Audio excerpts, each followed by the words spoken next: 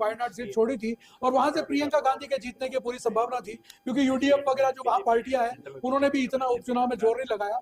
तो माना यह जा रहा था कि वहां पे भारी बहुमत लेगी वो, और लगभग 3 से 4 लाख की लीड आप बता रहे हैं।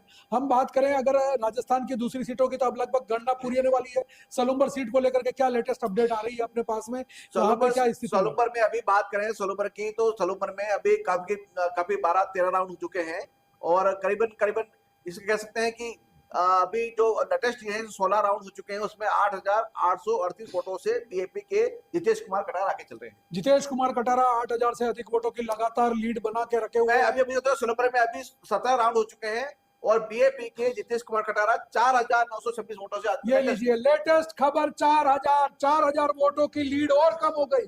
4,000 लीड, 5 राउंड की गिनती बाकी है, 5 राउंड की गिनती बाकी है और लगातार लीड कम होती जा रही है बीएपी पार्टी के प्रत्याशी की। और आने वाले नतीजे क्या होंगे, ये जैसे जैसे मशीनें खुलती जाएंगी, जैसे जैसे वोटिंग गिनती के राउंड आगे बढ़ते जाएंगे, ये नतीजे सामने आते जाएंगे। बाप पार्टी की सीट सलूम्बर जो होने वाली थी वो अब जाती हुई नजर आ रही है। क्या कहना चाहेंगे किशन जी? देखिए, अब बाप पार्टी ने जिस प्रकार से 84 को चेस किया है, उन्होंने 84 के अंदर में काफी आंकड़ों से उन्होंने जीत दर्ज की है। और अभी तो आपको सोलुम्बर का भी आंकड़ा बताएंगे, लेकिन उससे पहले आपको खियूसर का बता देते हैं कि खियूसर के अंदर में भारतीय जनता पार्टी जो कहीं ना कहीं 16 राउंड वहां पर हुआ, तो करीब 11,193 वोट से फिलहाल वो आगे चल रही है। और अभी सोलुम्बर की अगर बात करते हैं, तो सोलुम्बर के अंदर में भी कहीं ना कहीं जो बीएपी पार्टी के जो उम्मीदवार है यानी जितेश कटारा है, वो बहुत कम अंतराल से आगे है। तो इसे मैंने पहले भी कहा था मेरे वरिष्ठ सहयोगी को कि फिलहाल इसे जल्दबाजी जीत का कहना जल्दबाजी होगा, क्योंकि फिलहाल जो पेटी जब खुली नहीं हुई है वहां पर हमेशा से भारतीय जनता पार्टी का गढ़ रहा है। जैसे राजकुमार रोत वहां पर 84 के अंदर में जिस प्रकार से वो आश्वस्त थे, 84 के अंदर में उन्होंने बहुत कम प्रचार किया, वो हमेशा से कहीं ना कहीं मेवाड़ पर उनकी नजर थी, और मेवाड़ के ऊपर में हमेशा यानी सोलुम्बर के अंदर में हमेशा प्रचार प्रसार सबसे ज्यादा किया।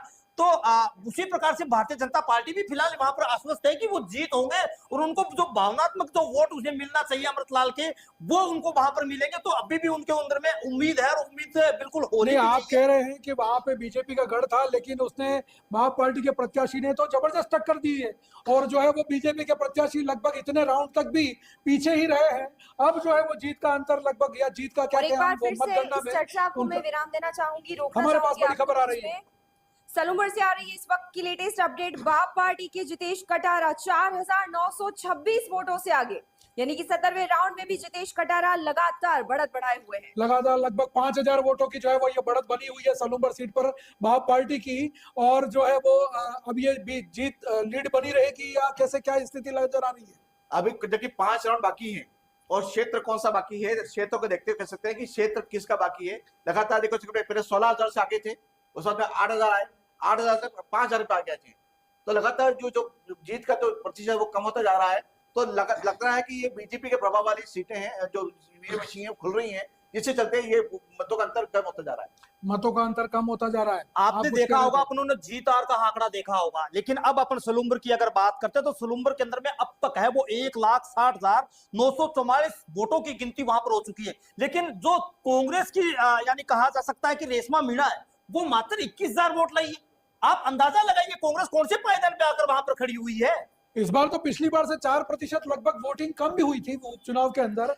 हमने जो चुनाव विभाग के आंकड़े देखे, और कांग्रेस की ये स्थिति के मात्र 21,000 वोट कांग्रेस को वहां पे सलूम्बर में मिले हैं। ये बड़ी सोचने वाली बात है। ये जो अभी विधानसभा जो उपचुनाव है, ये बीजेपी को जो जीत मिल रही है, उसका प्रभाव निश्चित रूप से आने वाला जो भी चुनाव है उसका प्रभाव बांसवाड़ा डूंगरपुर पड़ेगा, और निश्चित रूप से ये बड़ी पार्टी के रूप में उभर के आ रही है, जिसका इनका ही बीएपी का एक ध्येय है कि आने वाले चुनाव में हमारी प्रमुख भूमिका होगी, और हमारे सभी जो चुनाव होंगे इसमें हमारा बहुत बड़ा रोल होगा। मतलब माना जाए कि वो भारत आदिवासी पार्टी किंग नहीं बना सकती या किंग नहीं बन सकती, लेकिन किंग मेकर की भूमिका में आगे आने वाली है। हम देखते हैं कि जो बांसवाड़ा डूंगरपुर का जो हमारा आदिवासी बेल्ट है, या सलूम्बर और इधर का जो आदिवासी बेल्ट है, उसको देखते हुए हम ये कह सकते हैं कि जिस तरीके से भारत आदिवासी पार्टी लगातार अपने पैर जमाती जा रही है, वो किंग मेकर की भूमिका में बनती जा रही है।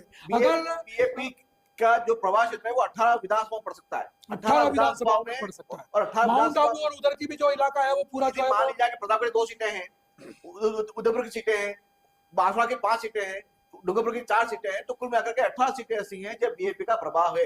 अगर त्रिशंकु विधानसभा की